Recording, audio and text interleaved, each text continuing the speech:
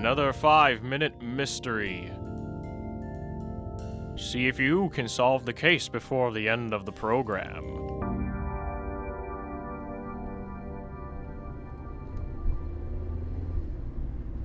Well, Alice, one more block and you'll behold the Brooks household. 2 whole years, Jim? It just doesn't seem possible. It's been so long. You and Dorothy married and with a place of your own? It's true, alright. Only too bad you haven't taken advantage of old Brooks' hospitality sooner. Well, I'm here now and I intended having a perfectly wonderful time.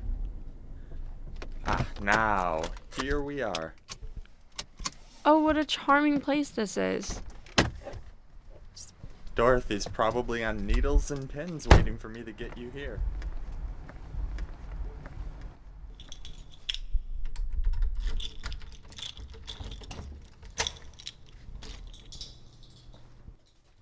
Darling, it's Jim. Here's Alice. Jim, look, What? Where? there, on the living room floor. It's Dorothy. She's dead.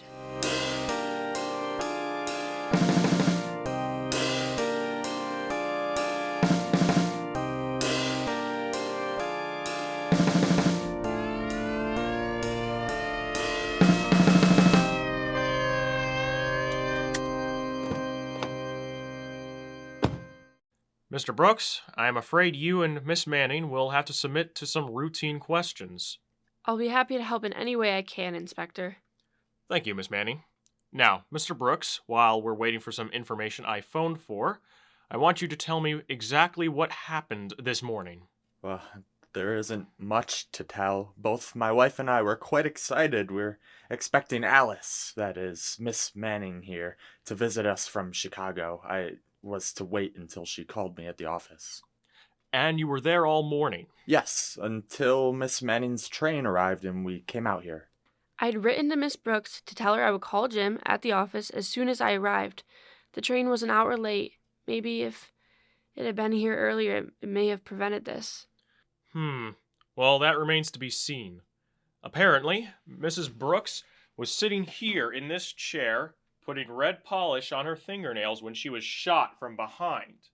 The polish is spilled all over the carpet, and she was still holding the tiny brush in her hand. She must have recognized her attacker, and since she did not die instantly, she printed these 3 initials here on the floor with the polish. D.O.C.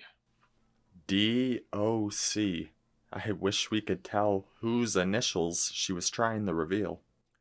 You're sure you don't know anyone whose name would fit that? Positive. I can't. Oh, Yes, Miss Manning?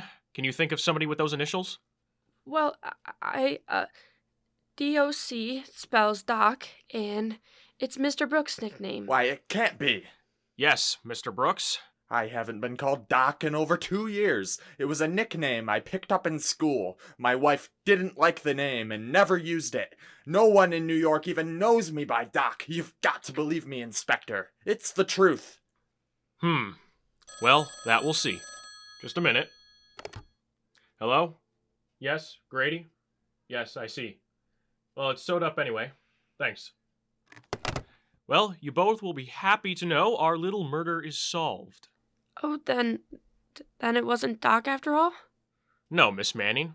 It wasn't Doc. I'm arresting you, Miss Manning, for the murder of Dorothy Brooks. Why did the inspector arrest Miss Manning for the murder of Mrs. Brooks? In a moment, we'll hear. But first, this.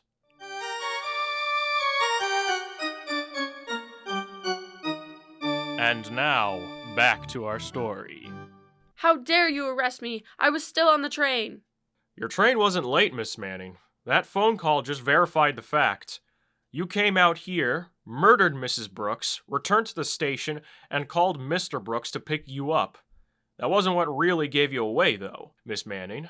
Too bad you didn't know Mr. Brooks was no longer called Doc when you printed those letters on the carpet. The next time you leave a name as a clue to throw suspicion, you'd better get the name right. But of course, there won't be a next time, will there, Miss Manning? Join us again next time for another chance to solve a 5-minute mystery.